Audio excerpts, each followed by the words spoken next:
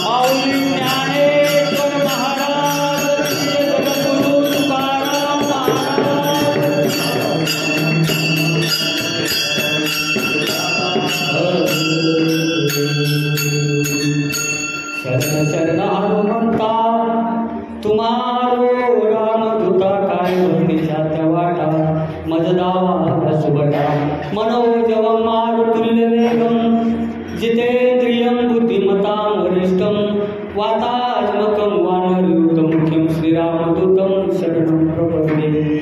महायोगपीठे तटे भीमरथ्या वरं पुंडरीकाय दातु समागत निष्कल तमानंद कंदम परब्रह्मलिंगम भजे पांडुरंगम. सेवेलागी सेवक झालो तुमच्या निज चरणा अहो स्वामी कृपया देवा यावर करावा नमो सद्गुरु कृपया ज्ञानदीपा नमो सद्गुरु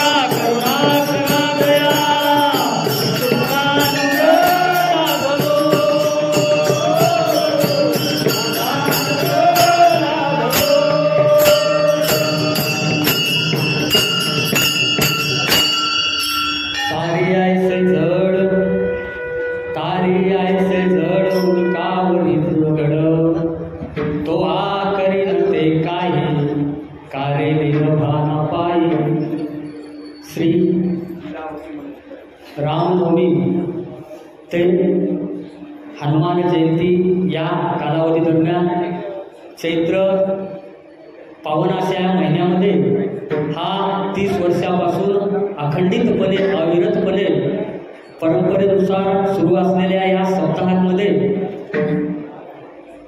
तुमच्या गावकऱ्यांच्या आणि मारुतीच्या आशीर्वादानं तुकोबारायांच्या कृपेनं आलेली सेवा ज्याप्रमाणे सद्गुरू बुद्धी देतील त्याप्रमाणे करण्याचा प्रयत्न विठाला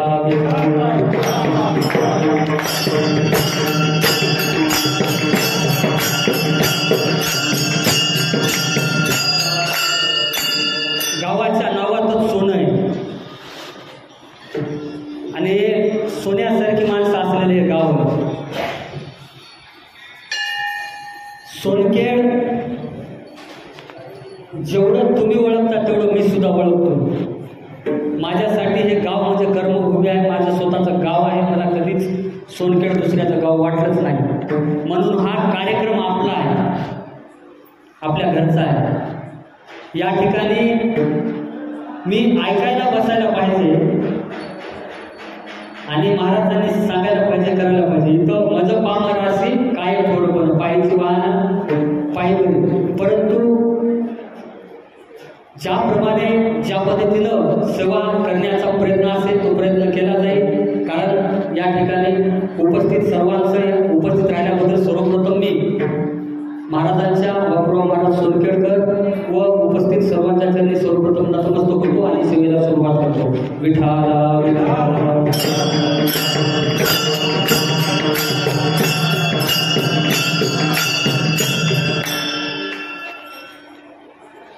तारी ऐसे जड उदकावरी जो दगड. तारी ऐसे जड. जड तरतं का? मुळात प्रश्न हा आहे की जड तरतं का? पण जड काय आहे? लाकूड आहे का? लाकूड पाण्यात टाकलं तर तरतं, कितीही जड असू दे. कारण लाकडाची निर्मिती ही पाण्यापासून झालेली असते आणि ज्या व्यक्तीनं, ज्या वस्तूनं, ज्या पदार्थानं किंवा ज्या जन्मदात्यानं जन्म दिलेला असतो तो जन्मदाता त्याच्या पुत्राला, त्याच्या संततीला मारत नाही, त्याला काढण्याचं काम करतो. म्हणून पाण्यामध्ये जर पाहिलं, लाकडं जर टाकली तोडून पाण्यामध्ये तर ती तरंगतात, उडत नाही. कारण लाकडाची जननी, जनक हा पाणी आहे. परंतु दगड, तारी ऐसे जड उदकावरी जो दगड. मग तारायचं काय? दगड. आणि तरतो कशामुळं? दगड तारण्यासाठी अलौकिक शक्ती लागेल ना. लाकडाची नाव केली तर ती तरून जाईल. एखाद्या इंधनावर एखादी पत्र्याची, लोखंडाची बोट केली तर ती तरून जाईल. परंतु कोणत्याही तंत्रज्ञानाचा लाभ न घेता, कोणतीही वस्तू न वापरता दगड तारतात कसे हे आपल्याला या ठिकाणी पाहायचं आहे. विठाला विठाला.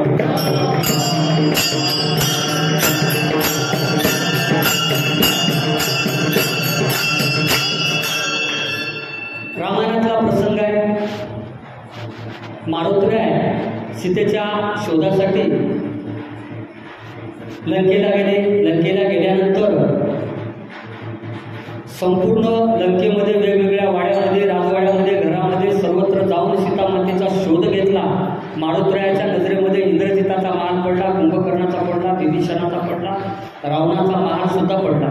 आणि पाहिल्यानंतर सीतामाता कुठेही भेटल्या नाहीत. आणि ज्यावेळेस अशोक वाटिकेमध्ये सीतामाता भेटल्यानंतर मुद्रिका दिली. मुद्रिका दिल्यानंतर फळाचं खाण्याची मारुतीरायाने सीतामातेला विनंती केली की मला भूक लागली, मला फळं खायचे.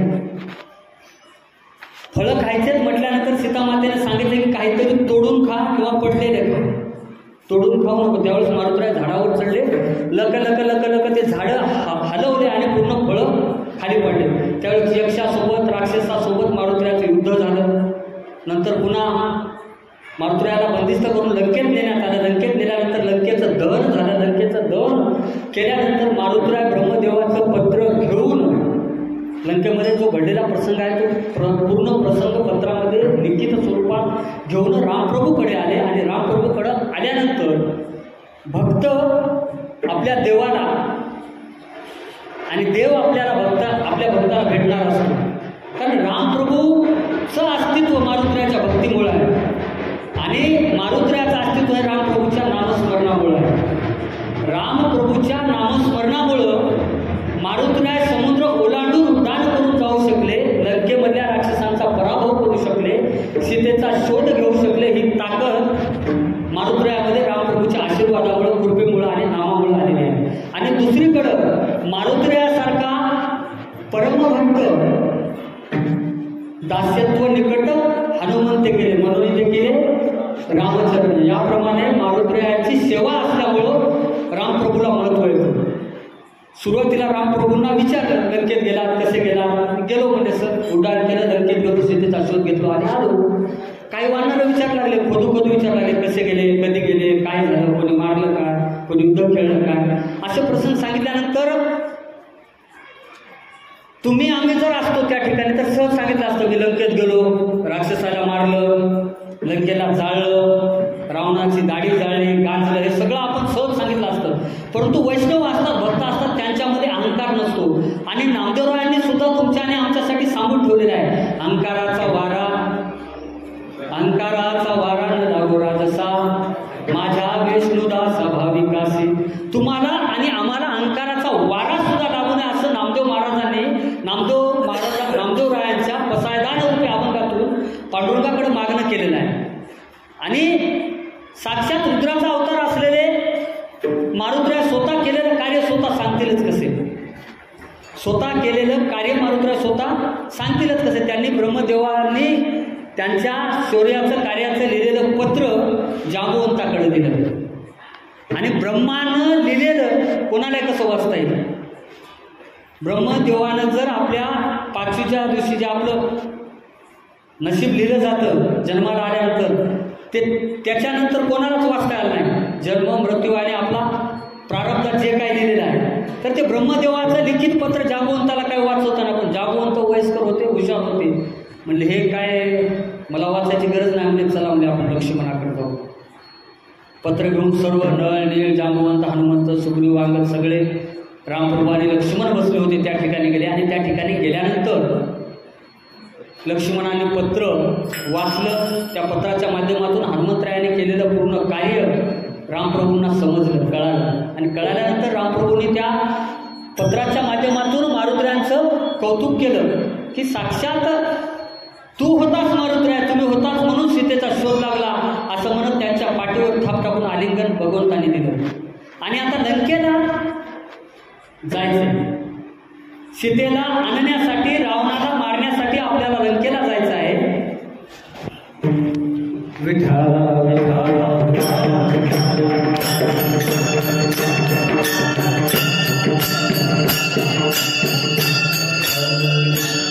लंकेला जायचं आहे. मग आता लंकेला निघाल्यानंतर पूर्ण 18 पद्म वानर, अस्वल, त्या ठिकाणचे सर्व रामप्रभूचं जे सैन्य होतं सर्व एकत्र बसले, समुद्राच्या किनाऱ्यावर आले. किनाऱ्यावर आल्यानंतर त्या ठिकाणी भगवान भोलेनाथ शिवशंकराची पूजा केली. पूजा केल्यानंतर रामप्रभू 3 दिवस तपाला बसले. तपाला बसण्यामागचा उद्देश एकच होता की समुद्रानं लंकेला जाण्यासाठी मार्ग करून द्यावा, सागरानं मार्ग काढून द्यावा.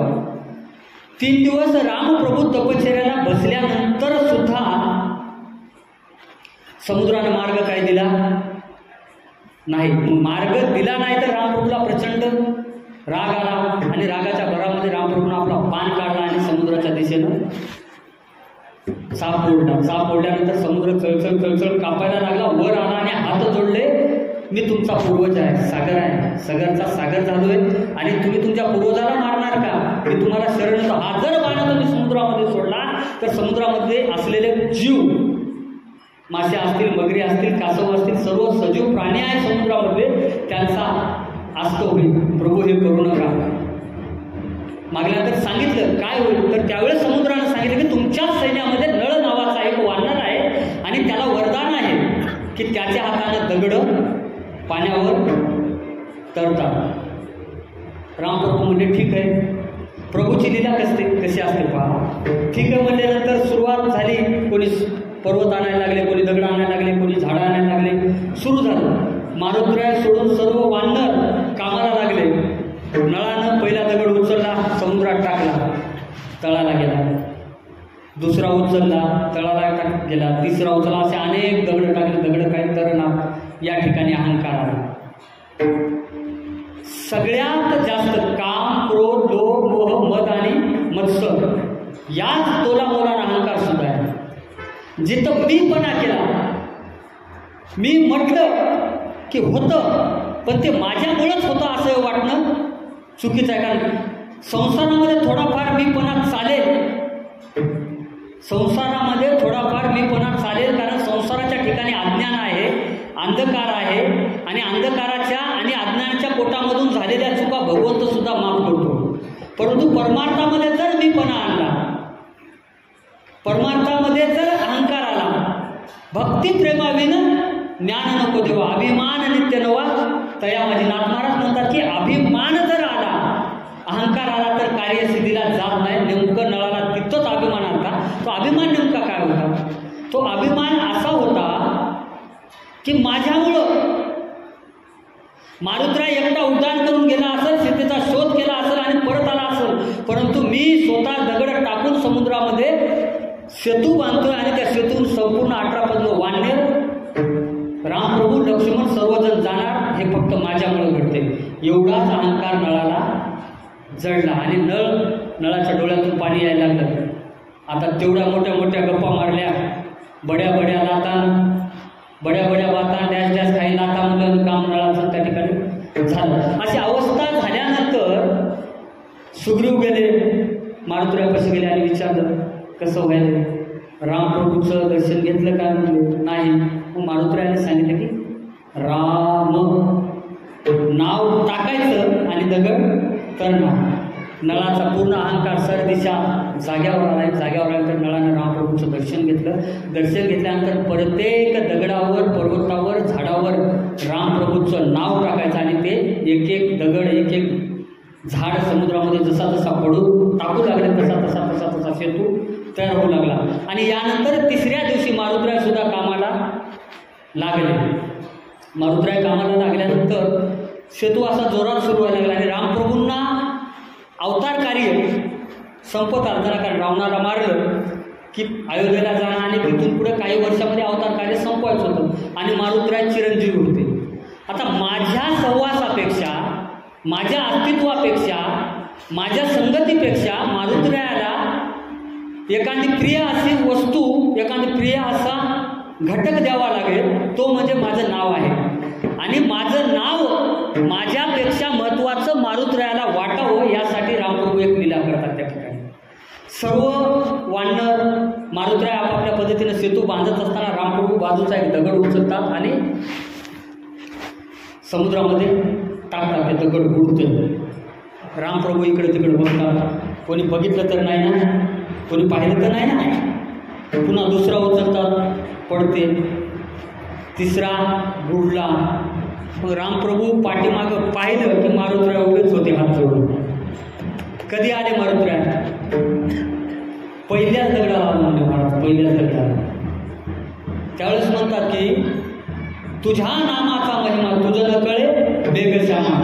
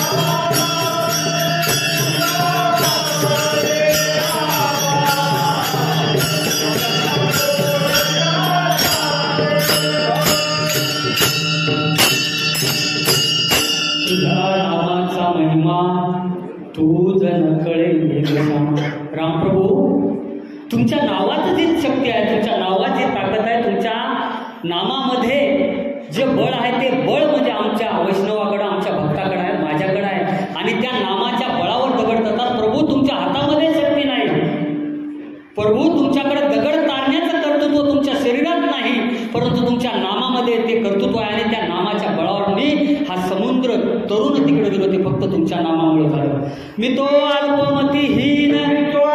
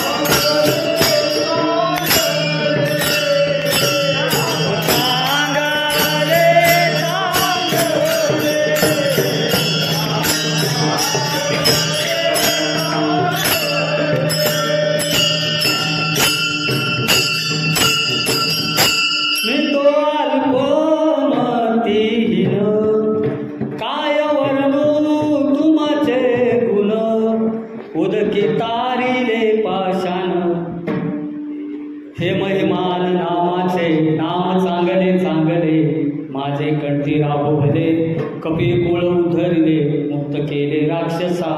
नाम चांगले चांगले, माझे कंठी राहो भले, कपी कुळ उधरले, मुक्त केले राक्षसा.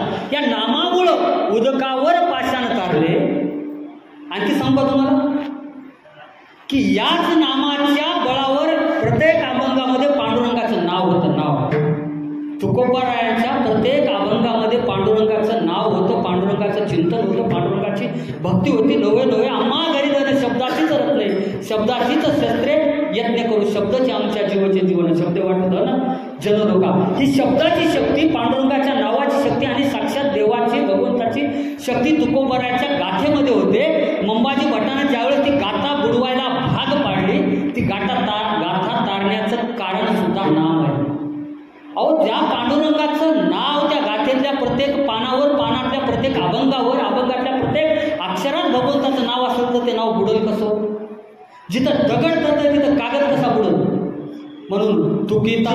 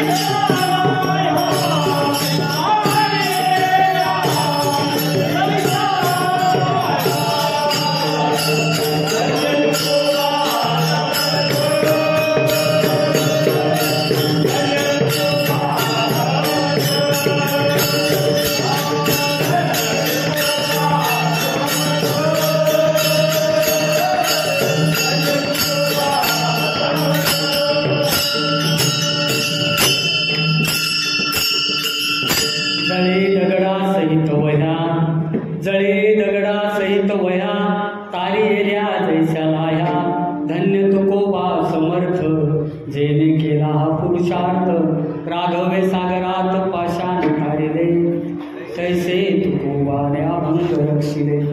याप्रमाणे कागद त्या ठिकाणी तरण्याचं काम झालं. तर दगड तरतो तर कागद काय मोठी गोष्ट नव्हती. हे सांगण्याचं तात्पर्य एकच की त्रेतायुगामध्ये प्रभू रामचंद्राच्या नामामुळं समुद्रावर दगड तरुण सेतू तयार झाला.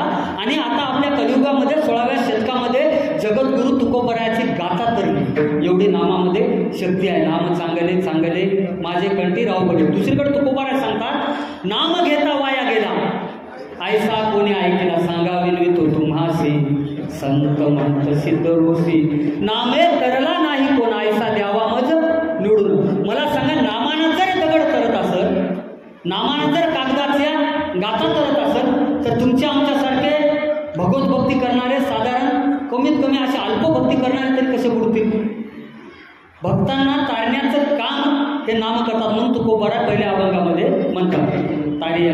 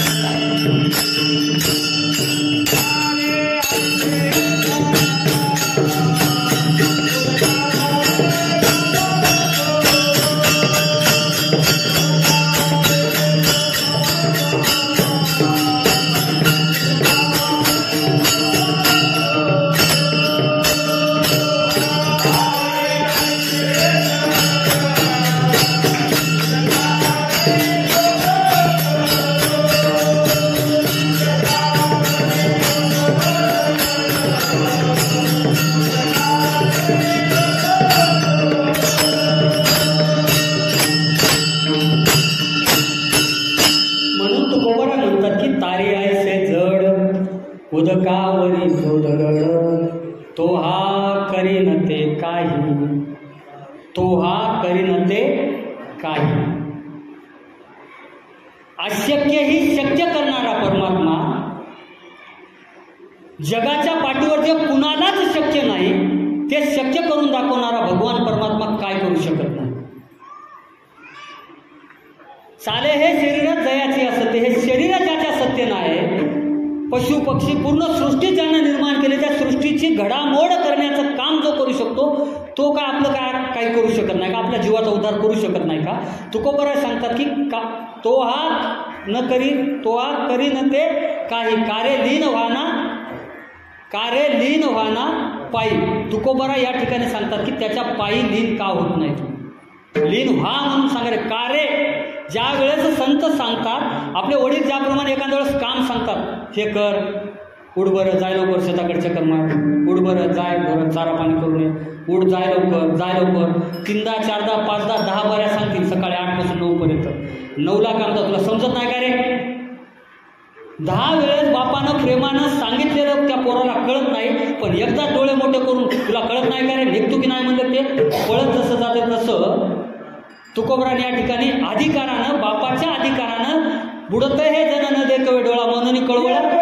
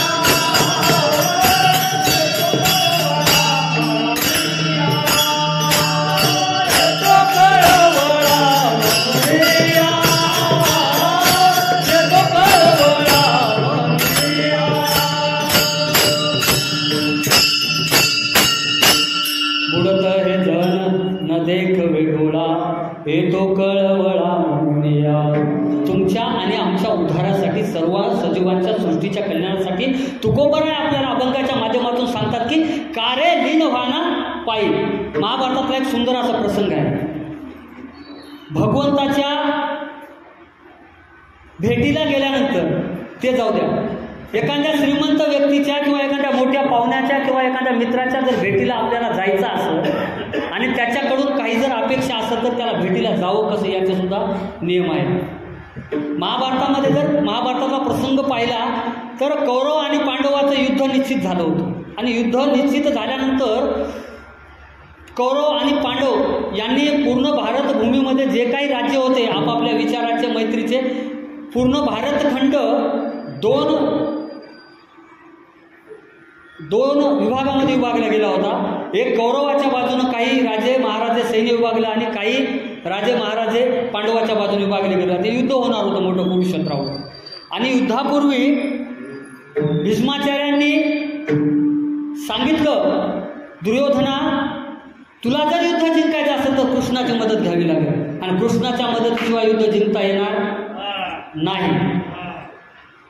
त्याचप्रमाणे राजा धर्मानेही सांगितलं, अर्जुना, आपल्या सोबत जर कृष्ण असेल तर जगाच्या पाठीवर आपल्याला कोणी हरवू शकणार नाही, आणि आपल्या विरोधात जर कृष्ण गेला तर आपल्याला जिंकता कधीच जिंकणं शक्य होणार नाही. मग एकाच वेळी एकाच क्षणाला अर्जुन आणि दुर्योधन दोघेही परमात्मा पांडुरंग श्रीकृष्णाच्या द्वारकेमध्ये गेले. द्वारकेमध्ये गेल्यानंतर भगवान परमात्मा झोपलेले होते, जागेच होते, परंतु आले त्यांनी डोळे लावून घेतले. डोळे लावून घेतल्यानंतर भगवान परमात्मा, आता उठवायचं कसं, आता मोठ्या माणसाला उठवता येत नाही, राग आला काय म्हणलं तर, बरं उठवायचं म्हणजे त्याला द्यायला आपण काही चाललो नाही, त्याच्याकडून घ्यायला चाललो, आणि घ्यायला चाललो म्हणून कृष्णाला उठवता येत नाही म्हणून अगोदरच राजा होता दुर्योधन, आणि राजा असलेला व्यक्ती पायापाशी कसा बसला, म्हणजे कृष्णाच्या उश्याला जाऊन बसला. उश्याला जाऊन परमात्मा श्रीकृष्णाच्या बसला, आणि त्यानंतर अर्जुन आला आणि अर्जुन येऊन पायथ्याला बसला. अर्जुन पायथ्याला बसल्यानंतर भगवान परमात्माने डोळे उघडले, आणि डोळे उघडल्या समोर कोण दिसलं? अर्जुन दिसला. अर्जुन दिसला की म्हटले, अर्जुना, काय नाही केलं? काही नाही देवा, युद्ध होणार अशी आमची पूर्ण तयारी झाल्याने आम्ही युद्ध करणार आहोत, आणि युद्धामध्ये तुमची मला मदत पाहिजे. तितक्यात दुर्योधन म्हणला, देवा, मी अगोदर आलो मदत मागायसाठी, परंतु मला अगोदर अर्जुन दिसला ना. कृष्ण सांगायला लागले, मला अगोदर अर्जुन दिसला, तू दिसला ना. नाही देवा, तुमच्या जवळचा नातलग आहे म्हणून तुम्ही त्याला अगोदर विचारला की काय पाहिजे, कशासाठी आला. मी बी तुमचा कोणीतरी लागतच असेल ना. अर्जुन तुमचा स्वर आहे, मी अर्जुनाचा कोणीतरी चुलत भाऊ हेच ना, मग मी तुमचा स्वर आहे, मला तुम्ही आधी मागा. बरं म्हणलं तू माग, पण मी माझे 8 सांगतो. 8 सांगितले. एकीकडं माझं पूर्ण सैन्य आणि इकडे एकटा मी. अर्जुन म्हणला एकट्याला घेऊन काय करायचं, एकट्याला घेऊन काय करायचं. आणि दुर्योधन म्हणला एकट्याला घेऊन काय करायचे. अर्जुनाला एकटा कृष्ण सोडला आणि दुर्योधनानं पूर्ण श्रीकृष्णाचं सैन्य स्वतःच्या बाजूला घेतला आणि शब्द वचन घेऊन तो त्या ठिकाणाहून निघून गेला. सांगण्याचं तात्पर्य एकच की पायाचा दर्शन घेऊन आशीर्वाद मागण्यासाठी अर्जुन गेला होता. भगवंताच्या पायाचा आशीर्वाद मागण्यासाठी गेला, परंतु पायाचा आशीर्वाद घेता घेता साक्षात भगवान परमात्माच अर्जुनाच्या सोबत मदतीला आले. प्रश्नपत्रिका वाचून उत्तरपत्रिका सोडवणं महत्त्वाचं. विद्यार्थी उत्तरपत्रिका सोडवतो सुद्धा, परंतु त्याला शिकवणारा शिक्षक लागतो ना. मग ज्या वेळेस वर्गामध्ये शिक्षक शिकवतो ते शिक्षकाने शिकवलेलं विद्यार्थी डोक्यामध्ये धरतो आणि डोक्यामध्ये राहिल्यानंतर तो उत्तरपत्रिका सोडवतो आणि चांगल्या मार्कानं गुणवत्तेनं तो उत्तीर्ण होतो. याही ठिकाणी असंच आहे. भगवान परमात्मा श्रीकृष्णानं अर्जुनाला गीतेच्या माध्यमातून तत्वज्ञान सांगलं. या गीता शास्त्राची थोरी स्वये शंभू विवरी, तेत भवानी प्रश्न करी चमत्कारोनी, तेत हरू मने देवी ने निजे, देवी जैसे का स्वरूप तुझे, ते नित्य नूतन दे की जे गीता तत्व. त्या गीतेच्या ज्ञानाच्या माध्यमातून अर्जुनामधला पूर्ण षडविकार मोह माया दूर झाले आणि अर्जुनाने युद्ध जिंकलं. हे कशामुळे झालं? भगवंताच्या सोबतीमुळं. विठाला विठाला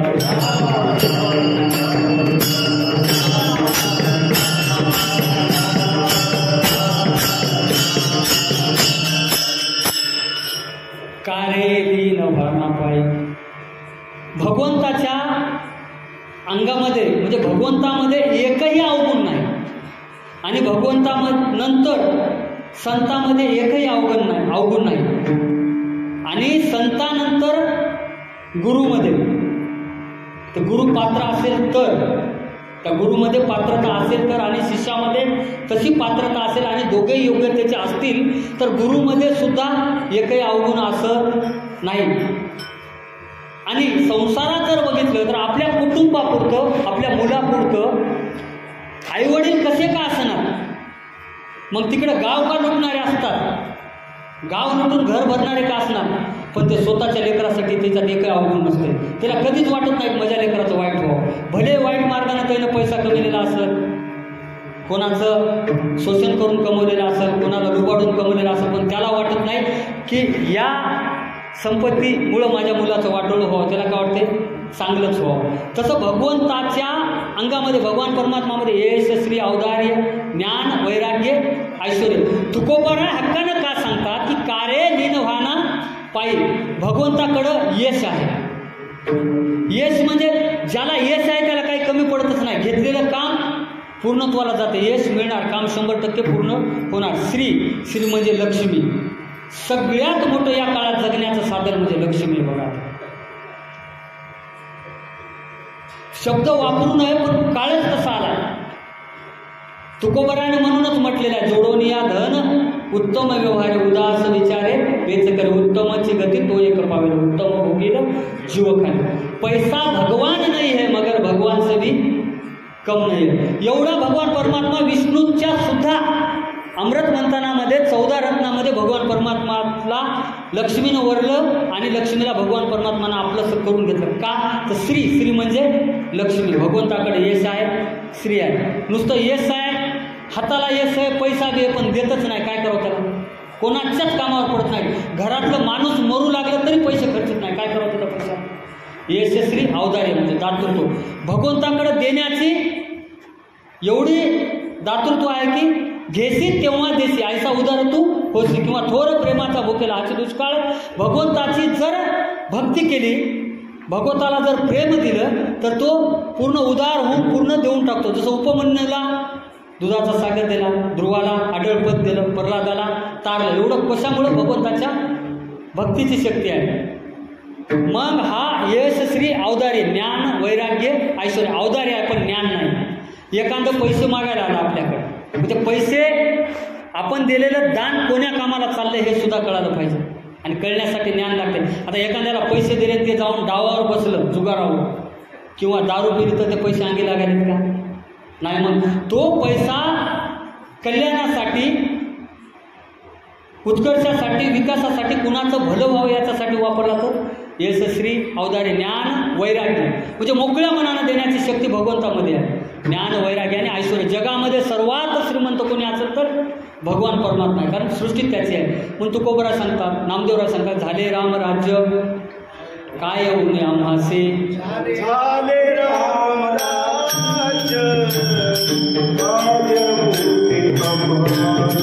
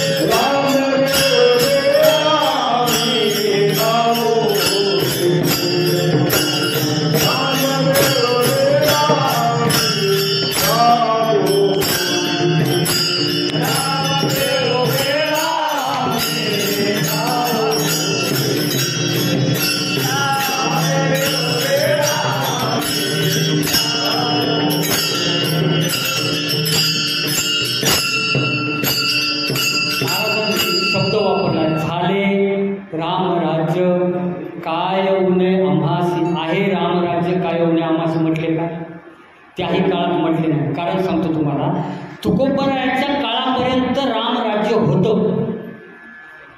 भारताला सोन्याची चिडिया म्हणायची, सोने की चिडिया म्हणायची. का? भारता एवढी साधन संपत्ती, नैसर्गिक साधन संपत्ती, खनिज, गौण साधन संपत्ती जगाच्या पाठीवर कुठंच नव्हती.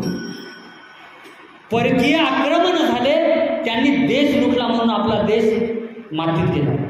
नाहीतर सातवाहन, वाकाटक, चालुक्य, यादव, मौर्य, चंद्रगुप्त, आणि देवगिरीचे यादव म्हणजे शेवटच्या मोगलाच्या आक्रमणापर्यंत मराठ्यांचं यादव, जे आपल्या आताचे यादव आडनाव आहेत ना मराठा समाजाचे, त्या यादव घराण्याचं राज्य होतं देवगिरीचं, पूर्ण अखंड भारतावर. हा, ज्ञानोबराच्या काळाच्या पूर्वी 10व्या जवळपास 9व्या शतकापर्यंत यादवांची राजवट होती. आणि त्या राजवटीपर्यंत मोहम्मद घोरी, मोहम्मद गजनी या परकीय आक्रमणकर्त्यांनी स्वाऱ्या केल्या. स्वाऱ्या केल्यानंतर आपल्या इथल्या राजे महाराजांनी, पृथ्वीराज चव्हाण सारख्याने त्यांना अनेकदा माफ केलं. म्हणून ते आपल्या देशावर त्याने नंतर, कारण आपल्याकडं एवढी दया, क्षमा, शांती आहे आपल्या देशामध्ये की आपल्याला शत्रूसुद्धा हात जोडले की आपण त्याला माफ करत नाही. कारण आपण कृष्णाची नीती सोडली होती. भगवान परमात्मा श्रीकृष्ण सांगतात की शत्रूला माफ करायचं नाही. आपला तरी असं तिथं रक्ताचं, मैत्रीचं, आपलं तुपलं जवळचं बघायचं नाही. महाभारत तेच सांगते, शत्रू हे शत्रूच असते आणि शत्रूला मारलंच पाहिजे. आणि या उलट मर्यादा पुरुषोत्तम प्रभू श्रीरामचंद्राचं चरित्र सांगतं की रावणाला किती वेळेस पाठवलं, शिष्टाईसाठी अंगदाला पाठवलं की रावणा सीतेला परत कर, रामप्रभूला शरण जा आणि जीव वाचव. किती वेळेस? अनेकदा सांगितलं. सीतेनं सांगितलं, बिभीषणानं सांगितलं मी माफ करायला होतो. सीतामाता म्हणल्या, बिभीषण म्हणला मी माफी मागायला होतो, माफ करायला होतो, रामप्रभूला शरण जाय. अंगद गेला, अंगदाने तेच सांगितलं. नंतर युद्धप्रसंगामध्ये सुद्धा मंदोदरीनं सांगितलं, स्वतःच्या मुलांना सुद्धा सांगण्याचा प्रयत्न केला बापाला, पण रावण ऐकला नाही. कारण अहंकार त्या ठिकाणी मोठा होता. रावण ऐकला नाही. आणि रामप्रभू माफ करण्याच्या वृत्तीचे होते आणि श्रीकृष्ण हे साफ करण्याच्या वृत्तीचे. शत्रू हा जगला नाही पाहिजे, श्रीकृष्णाची नीती आहे आणि तीच नीती आजच्या काळात सुद्धा गरजेची आहे. मग या आक्रमणाच्या पर्यंत भारत समृद्ध होता आणि नंतर यांनी देश पूर्ण लुटला. मंदिरं लुटली, या ठिकाणची धनसंपदा लुटली, देश पूर्ण गुलाम केला. हे सर्व इतिहास आपल्याला माहिती आहे. या ठिकाणी सांगण्याचं तात्पर्य नाही, परंतु झाले रामराज्य काय होणे आम्हासी, झाले रामराज्य काय होणे आम्हाची, धरणी धरी पीक गाई ओळील्या म्हशी. एवढी सुपीकता होती की पूर्ण सिंचनाखाली जमीन होत्या, गंगेचं पाणी शुद्ध होतं, पूर्ण जमिनी भिजायच्या, मोठा होत्या. सावता महाराजांच्या अभंगामध्ये तत्कालीन समृद्ध महाराष्ट्राचं चित्र येतं. मोठ नाडा विहीर दोरी, अवघी व्यापिली पंढरी, कांदा मुळा भाजी अवघी विटाबाई माझी. आपली कृषी संस्कृती संतांनी अभंगाच्या माध्यमातून आपल्याला एक प्रकारे जुना इतिहास सांगितलेला आहे. आणि हा इतिहास आज राहिलेला नाही, कारण आम्ही रामाचं राज्य सोडलं आणि रामप्रभूच्या राज्यानंतर छत्रपती शिवरायांनी हिंदवी स्वराज्य जे स्थापन केलं. छत्रपती शिवाजी महाराजांच्या राजनीतीमध्ये दोघांचे गुण होते. रामप्रभूची रामनीती आणि श्रीकृष्णाची कृष्णनीती होती. छत्रपती शिवराय हे शत्रूंना एकदा संधी देऊन पाहिजे, ऐकलं नाही तर कृष्णनीतीनं त्याला संपून टाकायचं.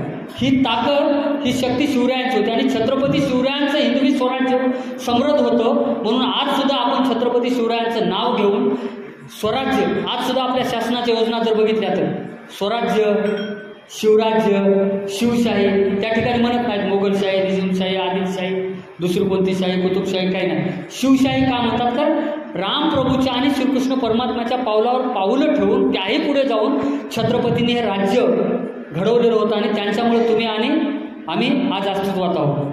तसं झाले राम राज्य काय होणे आम्हासी, धरणी धरी पीक गाई ओळील्या म्हशी. राम वेळोवेळा आम्ही गाऊ होये, दळिता कांडिता जेविता गे बाई विठाला विठाला.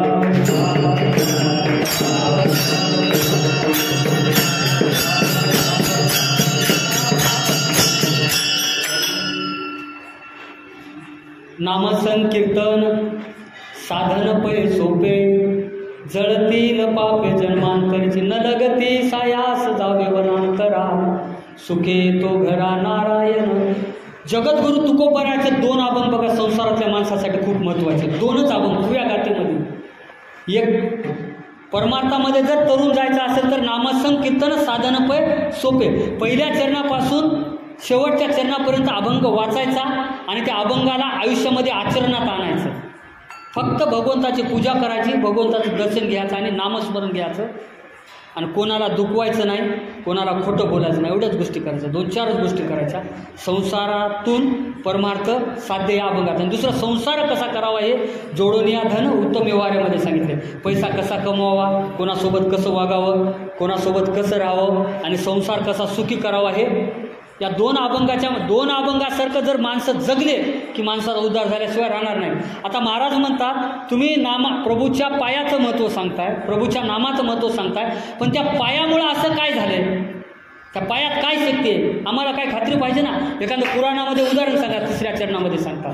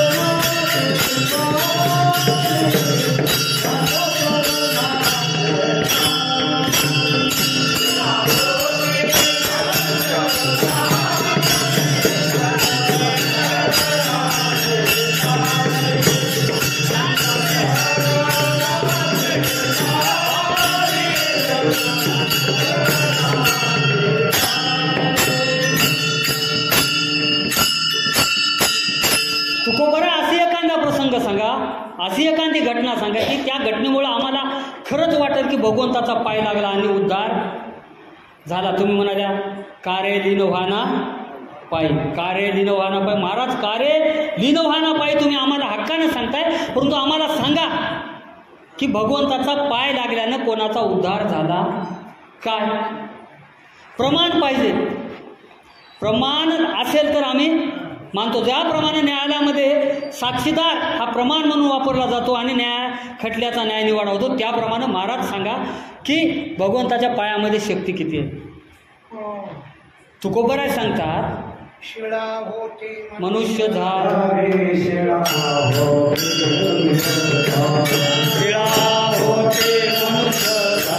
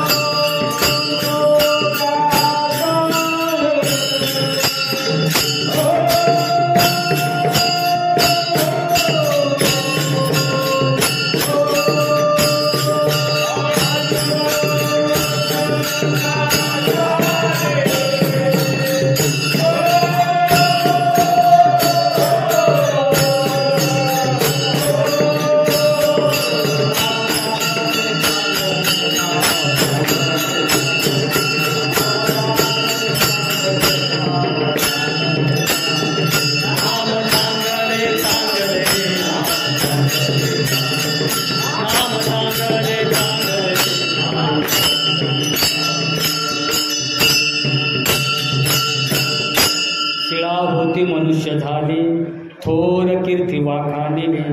लंका दहन केले हनुमंते कशाने?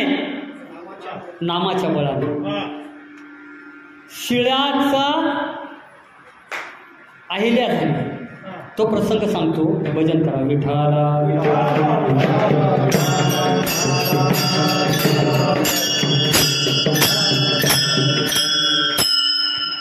काम आणि क्रोध, षडविकारामधल्या अवगुणामधले सर्वात भयंकर जर कोणते गुण असतील, दोन विकार असतील, तर पहिला विकार काम आणि दुसरा क्रोध. जिथं काम आला आणि जिथं क्रोध आला तिथं सत्यानाश झालाच.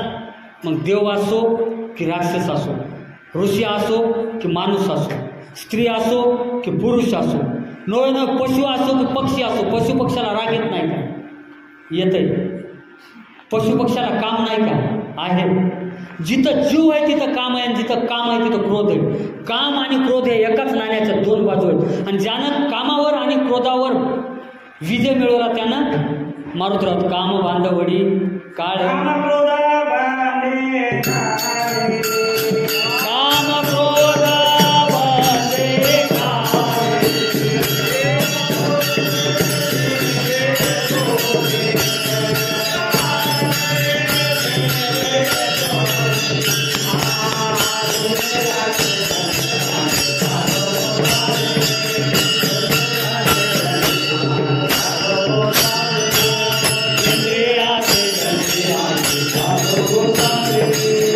इंद्रिया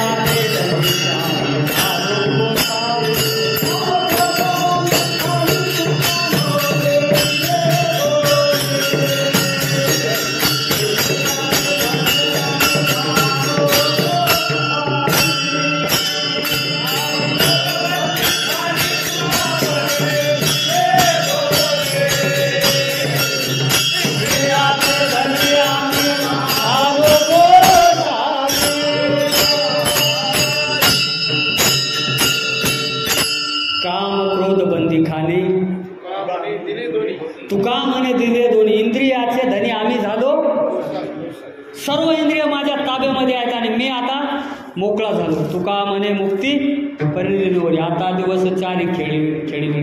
याप्रमाणे पूर्ण माझ्या हातामध्ये आहे, इंद्रिय माझ्या हातामध्ये आहे. तुकोबरा सांगतात का, तर मी कामावर आणि क्रोधावर विजय मिळवला. अहिलेचा आणि गौतम ऋषीचा सुखाचा संसार सुरू असतो, सुखाचा संसार, काही उणं नसतं. दोघंही भगवत भक्त, भगवंताची भक्ती करणारा त्रिकाल, तिन्ही स्नान संध्या भगवंताची भक्ती पूर्ण सनातन धर्म ऋषी धर्मानुसार पूर्ण कर्तव्य करणारे महान असे गौतम ऋषी होते. आणि पती सेवा, पतिवर्ते जैसा भ्रतार प्रमाण, आम्हा नारायण तैसा परी. नारायणापेक्षा पतीला प्रिय मानून पतीची सेवा करणारी अहिल्या माता.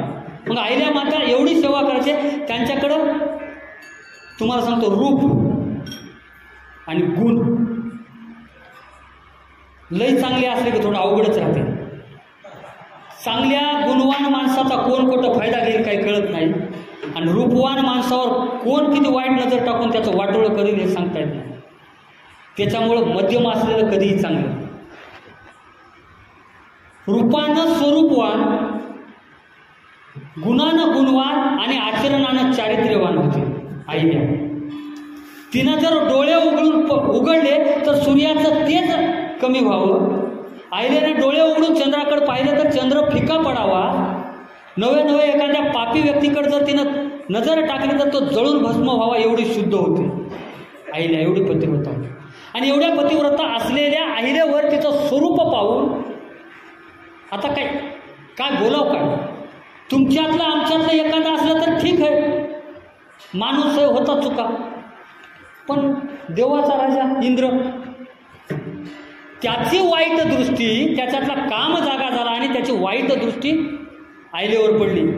चंद्राला बोलून घेतलं, दररोज तू 4ला, पहाटे 4 वाजताच्या दरम्यान तू लुप्त होतोस, तू काय कर, उद्या ठरलेल्या दिवशी लवकर वेळेवर तू नाहीसा होय, तुला आदेश आहे. चंद्राला ऐकावं लागते. राजा बोले 3 हट्ट असतात, राजहाट, बाळाट आणि स्त्रीहाट. आता चंद्राचा राजा इंद्र आहे आणि इंद्राचं ऐकणं चंद्राला तत्पर आहे. मग इंद्रानं सांगितल्याप्रमाणे चंद्र एके दिवशी लुप्त झाला. कोंबड्याचा आवाज इंद्रानंच काढला ना बाहेरून.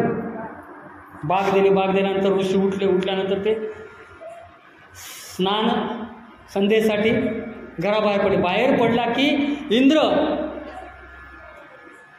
गौतम ऋषीचं रूप घेऊन घरामध्ये आला आणि पती आलाय आणि पतीची इच्छा पूर्ण करावी, हा पत्नी धर्म आहे. आणि पत्नी धर्म पूर्ण करण्याच्या उद्देशानं पतीला नाही म्हणता येत नाही म्हणून तिनं इंद्राला रथ झाली. आणि इंद्राला रथ झाल्यानंतर इकडे चंद्राला पश्चाताप होऊ लागला, मी पापात भागीदार झालो, मोठं पाप माझ्या हातून घडाले, मोठं पाप घडाले म्हणून चंद्राला पश्चाताप झाला. जर वाईट घडत असेल तर राजाची सुद्धा आज्ञा पाळू नये. हातून जर चूक घडत असेल राजामुळं, कोणाचं जर वाईट होणार असेल तर राजाची आज्ञा पाळू नये, हा शास्त्र नियम अनुकरून चंद्रानं काय केलं, इंद्राला दिलेलं वचन पाळलंच नाही, अर्ध्यामध्ये सोडलं. आणि ते दिसलं, चंद्र दिसल्या गंगा स्नान करण्याच्या पूर्वीच गौतम ऋषी आश्रमाकडं परत आल्यानंतर पाहिलं तर घरामध्ये दुसरा गौतम आणि अहिल्या दिसल्यानंतर पाहिलं, प्रसंग झालेला पाहिला, प्रचंड राग आला. एकीकडे इंद्राचा काम आणि दुसरीकडं गौतमाला क्रोध आला. बघा प्रसंग किती कठीण आहे. या माय माऊल्याच्या आयुष्यामध्ये सतत वनवास आहे. सुख नसताना या माय माऊल्याला कधी संसारामध्ये, कधी परमार्थामध्ये, कधी समाजामध्ये अवेलेला, रोषाला, अपकृतीला सामोरं जावं लागतं. काहीच चूक नसती त्याची. एखाद्याला वाईट म्हणावं, ती व्यक्ती वाईट नसली तरी त्या व्यक्तीचं खरं ठरून त्या स्त्रीला वाईट म्हटलं जातं. डोळ्यानं बघितलेलं नसतं, कानानं ऐकलेलं सुद्धा नसतं. कुणीतरी उडत आलेलं सांगलेलं ऐकायचं आणि एखाद्या स्त्रीला दोष द्यायचा. समाजाची रीते अनेकाचं आयुष्य या गोष्टीमुळे वाटोळं होत आले. आता तर एवढे प्रसंग या मोबाईलमुळे व्हायले. सख्या बापाने एखादी गोष्ट सांगली तर लोक विश्वास ठेवायला तयार नाही. सख्या भावानं जर सांगितलं तिकडे जाऊ नको, भांडणं लागले होते तर ते नाही म्हणते. जेव्हा त्या मोबाईलवर येईल मग ते एडिटेड आहे, खरं आहे, खोटं, काहीच बघायचं नाही, आपण विश्वास ठेवायचा. माणसाची बुद्धी आता भ्रष्ट झाली. पहिलं तरी भ्रमिष्ट होत गेले, पण आता भ्रष्ट झाले. भ्रमिष्ट झालेला व्यक्ती परत येऊ शकतो, भ्रम दूर करता येतो. भ्रम हा संसारात असतो आणि ब्रह्म हा परमात्मा असतो. ब्रह्मातून ब्रह्माकडे जाता येतं, पण भ्रष्टातून ब्रह्माकडे कसं जाता येईल? भ्रष्ट झालं म्हणजे संपलं. भ्रष्ट झालं म्हणजे त्याला त्या ठिकाणी एखादी व्यक्ती ज्या पूर्ण वेळी होती आणि पूर्ण वेळा झालेला व्यक्ती जसा सुधरू शकत नाही, ज्याप्रमाणे एखादा वाया गेलेला व्यक्ती पुन्हा नीट होऊ शकत नाही, त्याप्रमाणे भ्रष्ट झालेला व्यक्ती कधी ही अवस्था झाली. आणि कामामुळं पूर्ण बुद्धी भ्रष्ट झाली होती इंद्राची, आणि बुद्धी भ्रष्ट झालेल्या इंद्राला गौतमानं श्राप दिला, यानंतर तुला आयुष्यात तुझी काम तृप्ती करता येणार नाही. आणि लगेच त्या रागाच्या भरामध्ये आईलेला श्राप दिला, शिळा होऊन पडशील. तिचा काय दोष होता? आईलेनं ज्याचा अंगीकार केला तो गौतम होता. तिला माहीत होतं का इंद्र माझ्या पतीच्या रूपामध्ये माझ्या घरी आला, पण तिला संशय तरी येईल कसा? रूप घेऊन आला होता. तर गौतमानं श्राप दिल्यानंतर अहिलेची शिळा झाली. शिळा झाल्यानंतर पुढचा प्रसंग की त्रेतायुगामध्ये रामप्रभू अवताराला येतील. अवताराला आल्यानंतर तुझा उद्धार होईल. आणि तुकोबारा तेच सांगतात की शिळा मनुष्य झाली ज्याच्या चरणाची चाली. आणि प्रभू रामचंद्र संदीपान ऋषी होते ना, संदीपान ऋषी गुरु नाही, संदीपान नाही, विश्वामित्र नाही, विश्वामित्र. रामप्रभूचे गुरु वशिष्ठ, दुसरे युद्ध वशिष्ठ, विश्वामित्र होते. वशिष्ठ राजगुरू होते आणि विश्वामित्र विद्या शिकवणारे गुरु होते, शस्त्रविद्या आणि धर्मविद्या, ज्ञानविद्या. आणि ज्ञानविद्या धर्मविद्या घेत असताना विश्वामित्र घेऊन जनकराजाच्या नगरीकडे निघालेले होते आणि यज्ञासाठी निघाले होते. आणि यज्ञासाठी निघाल्यानंतर जाता जाता जाता अहिलेचा उद्धार करायचा होता. लक्ष्मण, राम आणि विश्वामित्र जात असताना एक ओसाड पडलेला आश्रम होता आणि त्या आश्रमाच्या पुढे एक शिळा होती. आणि त्या शिळेपाशी गेल्यानंतर रामप्रभूला विश्वामित्र सांगले की प्रभू तुमच्या पायाचा अंगठा त्या शिळेला लावा. काय म्हटले असतील रामप्रभू? एक पत्नी, एक वचनी, एक बाणी आणि आई बहिणीचा, माता बहिणीचा सन्मान करणारा मी आहे. माझं मी वचन बोलणार नाही, मी पाय लावणार नाही. बरं ठीक आहे, पाय लावणार नाही तर लावणार नाही, तिथून चला तर खरं म्हटले. आणि रामप्रभू चलत चलत चलत जात असताना थोडी धूळ पायाची उडाली आणि त्या शिळेवर पडली. शिळा होती, मनुष्य झाली, थोर कीर्ती वाखानेने, लंका दहन केली हनुमंते काशाने. तुकोबारा सांगतात की ज्याच्या पायाच्या धुळीनं शिळेची मनुष्य म्हणजे स्त्री झाली, तिचा उद्धार झाला, तर तुमचं आणि आमचं काय अवघड आहे? रामप्रभूचं आचरण पाहताना मोजकेच ज्यानं काम आणि क्रोधावर विजय मिळवला, ज्या व्यक्तीनं, ज्या पुरुषानं, ज्या महात्म्यानं स्त्रीला आईच्या आणि बहिणीच्या ठिकाणी पाहिलं, जगाच्या पाठीवर ती व्यक्तीच देव आहे. त्याला देवाची भक्ती सुद्धा करण्याची आवश्यकता नाही. तुकोबऱ्याच्या आयुष्यातला प्रसंग, जाई हो तू माते न करी साई असा आम्ही विष्णुदास तैसे न पराविया नारी रुक्माई समान गेली नमुनिया ठाईची. हे तुकोबाराय आम्ही पाहिले पाहिजे. त्याच्यानंतर कल्याणच्या सुभेदाराच्या सुनेचा नजराणा म्हणून ज्यावेळेस आला होता, त्यावेळेस तिची साडी चोळी देऊन तिला परत तिच्या राजवाड्यामध्ये पाठवणारे छत्रपती शिवराय. आणि शिकागोच्या धर्म परिषदेमध्ये एक स्त्री येते आणि विवेकानंद स्वामींना म्हणते की तुमच्याकडनं मला तुमच्यासारखा गुणी पुत्र पाहिजे. तर त्यावेळेस स्वामी विवेकानंद सांगतात की हे माते, तू मलाच माझा पुत्र समज, कारण माझा मुलगा माझ्यासारखा निघलच कसा? पोलस्ती ऋषीचा मुलगा जर रावण होऊ शकतो, तर माझ्यासारख्याचा स्वामी विवेकानंदाचा मुलगा स्वामी विवेकानंद होईल कसा? त्याच्यामुळं मी आजपासून तुझा मुलगा, तू माझी आई. सांगण्याचं उदाहरण एकच की जगद्गुरू तुकोबाय, रामप्रभू, तुकोबाराय, छत्रपती शिवराय आणि स्वामी विवेकानंद यापैकी कोणाही एकाच्या पावलावर पाऊल ठेवत जर आपण परते स्त्रीला आई बहिणीचा दर्जा दिला तर जीवनाचा उद्धार झाल्याशिवाय राहणार नाही. विठ्ठला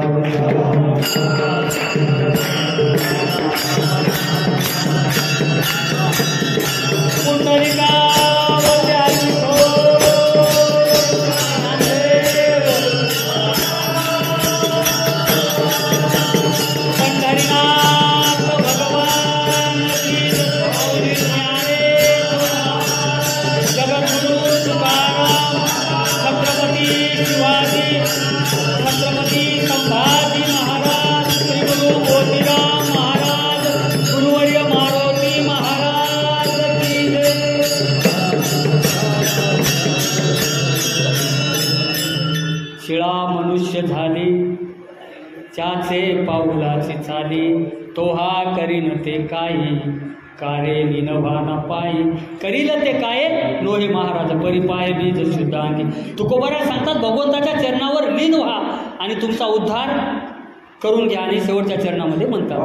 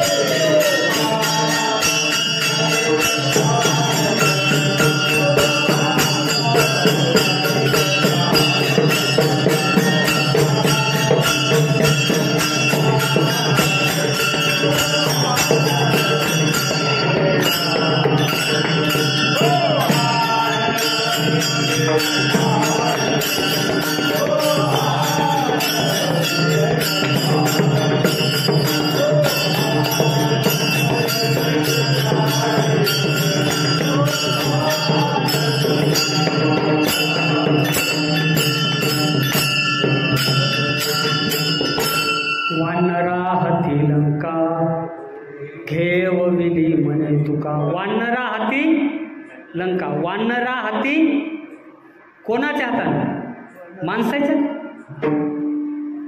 वानराच्या हातानं कुठं लंका जिंकायची का? शक्य?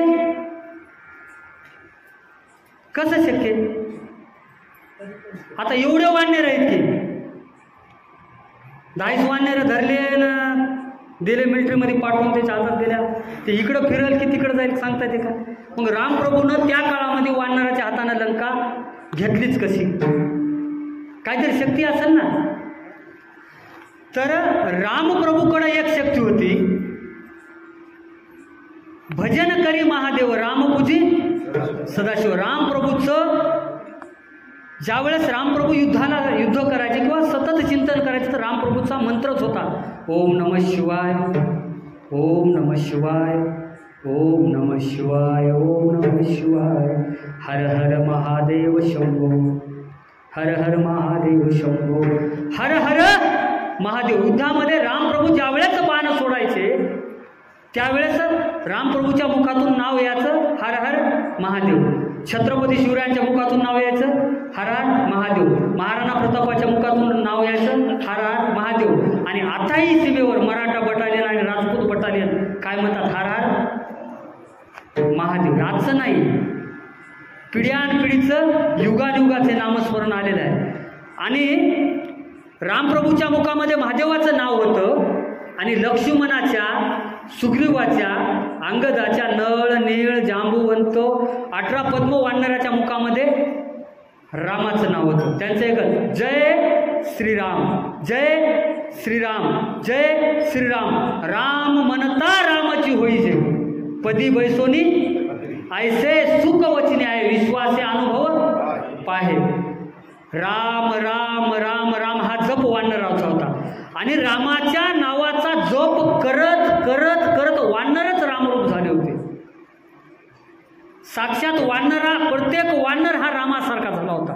म्हणून वानरा हाती लंका. असंच काय धरले वानरन गेले, त्याला काय 4 घुगऱ्या दिल्या तर वानर तिथंच भाकरी खात बसते ना, मग पाला खात बसते. पण रामप्रभूचं नामस्मरण करता करता करता करता रामप्रभू सारखी अनुभूती नव्हे नव्हे त्यांच्यातला आत्मा राम जागा झाला. आणि आत्मा राम जागृत झालेल्या वानराच्या माध्यमातून वानरा हाती लंका घेवली म्हणे तुका. दुसरा एक प्रसंग आहे, रामप्रभूचं अवतार हे मर्यादा पुरुषोत्तम राम आहे. एक वचन, एक बाण, एक पत्नी. आणि बोलिले वाल्मिक तैसीची करीन वर्तोनी दावीनं नामा म्हणे.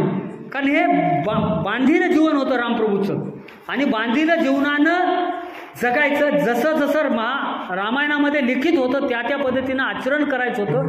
नाहीतर रामप्रभूला काय सीतेचा शोध घ्यायची आवश्यकता नव्हती. जटायूनं तर सांगितलंच होतं ना, जटायूनं सांगितलं होतं की रावण सीतेला घेऊन गेलाय. मग त्या ठिकाणाहून रामप्रभूनं जर रावणाचं नाव घेऊन बाण सोडला असला तर काय गरज होती? शोध घ्यायची, सेतू बांधायची, लंकेला जायचं, सगळ्याला मारायचं. रामप्रभूचा बाण एकदा सुटला की ते परत यायचाच नाही. शत्रूचा घात घेणार म्हणजे घेणारच. मग हे का केलं तर तुमच्या आणि मर्यादा पुरुषोत्तम प्रभू श्रीरामचंद्राचं चरित्र एवढं प्रेरणादायी आहे. जगायचं कसं शिकवतं. मुलगा कसा असावा, मुलाचं वडिलासोबत वागणं कसं असावं, मुलाचं आईसोबत वागणं कसं असावं, मुलाचं बहिणीसोबत वागणं कसं असावं, मुलाचं पत्नीसोबत वागणं कसं असावं, मुलाचं भावासोबत वागणं कसं असावं, मुलाचं शेजाऱ्यासोबत वागणं कसं असावं, मुलाचं मित्रासोबत वागणं कसं असावं आणि मुलाचं शत्रूसोबत वागणं कसं असावं. रामप्रभूच्या चरित्राचा जर अभ्यास केला, रामायण जर कधीच नाही, आयुष्यामध्ये एकदाच रामायण ऐका, पण मनाभावातून ऐका. पोथी ऐकूच नका, कथा म्हणून ऐकूच नका, चरित्र म्हणून ऐका. आणि ते चरित्राचा जर अनुकरण केला, अनुग्रह केला आणि रामप्रभू ज्याप्रमाणे जगले 100% जगले असतील तर आपण 1% जरी रामप्रभूच्या जगलो तर तुमचा आणि आमचा उद्धार झाल्याशिवाय राहणार नाही. आणि वानराच्याच हातानं का लंका घेतली त्याही मागे एक दुसरं कारण आहे. विनोदाचा भाग जरी असला तरी रावणाची लंका सोन्याची होती. हे किती वाडे काश्याचे, शुद्ध कांचनाचे, सप्तकोटी शुद्ध कांचनाचे, म्हणजे 7 कोटी घरं सोन्याचे होते रावणाचे. बाकी मग पितळेचे, तांब्याचे, सगळे धातूचे वेगवेगळे घरं होते. आणि एवढं जर आपल्याला तुम्हाला आम्हाला जर घेऊन गेले असते रावणानं म्हणलं असतं हे घर तुमचं, ते घर तुमचं म्हणलं तिथं चाबी घेऊन आपण त्याच्यात घर राहिले असते एका सोन्याच्या घरामध्ये. मग रामप्रभूकर सैन्यच राहिलं असतं ना. म्हणजे वानराला काही मोह नव्हता म्हणून ते घेऊन गेले. असो विनोदाचा भाग जरी असला तरी वानरा हाती लंका घेवविली म्हणे तुका. वानराच्या हातून लंका घेण्याचा उद्देश एकच की रामप्रभूनं 2 राज्य जिंकले होते. दातृत्व बघा, औदार्य बघा. वाळीला मारल्यानंतर किष्किंधेचा राजा रामप्रभू झाले होते, परंतु मित्रप्रेम तह आजच्या भाषेमध्ये संधी मानून ते राज्य सुग्रीवाला दिलं. आणि लंकेला रावणाला मारल्यानंतर लंका जिंकली. आणि जिंकलेली लंका लक्ष्मणाला म्हणले असते ना 14 वर्ष तू उपाशी राहिलास, माझ्यासाठी एवढे कष्ट केला, अयोध्येला मीच चलो, आता ये तू तुझी पत्नी आणि लंकेचं राज्य भोग तू, म्हटले का? बरं, रामप्रभूसाठी कष्ट लक्ष्मणानं लई खाली होती की विभीषणानं? विभीषण भगवत भक्त होता मान्य आहे, पण उद्देश 2 असू शकतात ना आपल्या सर्वसामान्याच्या दृष्टीनं. आता भाऊ मेला की राज्य आपल्यालाच भेटते हे उद्देश असू शकते, किंवा मरणाची भीती. तर विभीषणाला मरणाची भीती आणि भगवंताची संगती पाहिजे होती, म्हणून विभीषणानं काय केलं? रामप्रभूला शरण गेले. आणि ती लंका कोणाला भेटली? रामप्रभूनं जिंकलेलं राज्य विभीषणाला दिले. एवढं दातृत्व रामप्रभूचं होतं. लंका दिदली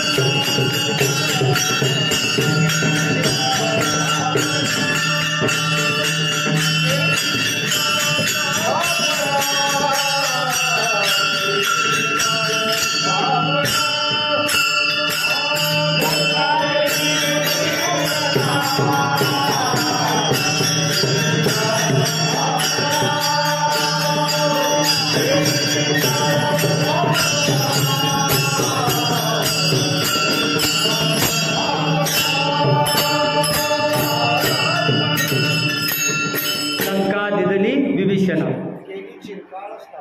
केले चिरकाळ स्थापना अवताराची सीमा काय वर्णन रघुरामा. लंका विभीषणाला दिली. प्रभू तुमच्या अवताराची सीमा काय वर्णन करावी, एवढे तुम्ही थोरात. राम म्हणता रामाची होई जय, पदी बैसोनी पदवी घेई जय, ऐसे सुख वचने आहे विश्वास अनुभव पाय. तुकोबर आहे म्हणतात कारे लीन व्हाना तो हा न करी ते काही, कारे लीन व्हाना पायी. ज्ञानेश्वर ज्ञानेश्वर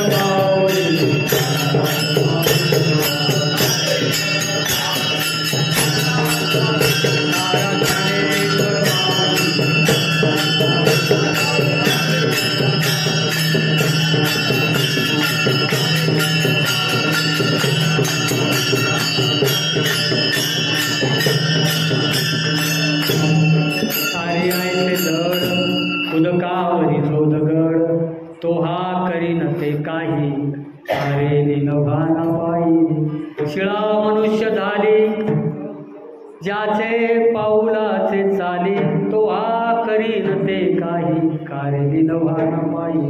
वानरा हाती लंका घेवली म्हणे तुका, तो हा करीन ते काही, कारे लिनभाना पायी.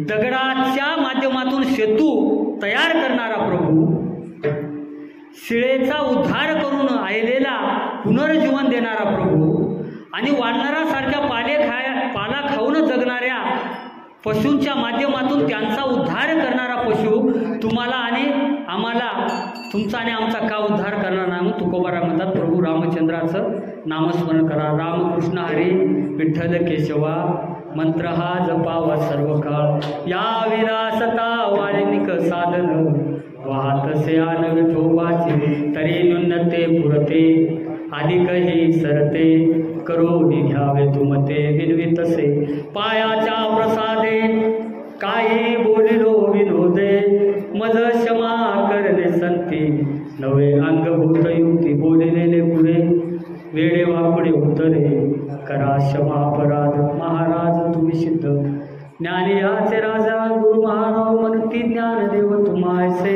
मज पामरासे काय थोर पाय पायीची वाहन पाय बरी. या ठिकाणी मारुतीच्या दरबारामध्ये सोनखेडवासियांनी 30 वर्षाच्या पारंपरिक सप्ताहामध्ये माझ्यासारख्या छोट्याशा लहान बालकाला पामराला सेवेची संधी दिली. माझ्या हातून जे काही चांगले शब्द आले असतील ते आपले करा आणि काही अपशब्द असतील ते तुमच्या लेकराचे समजून मला परत करा.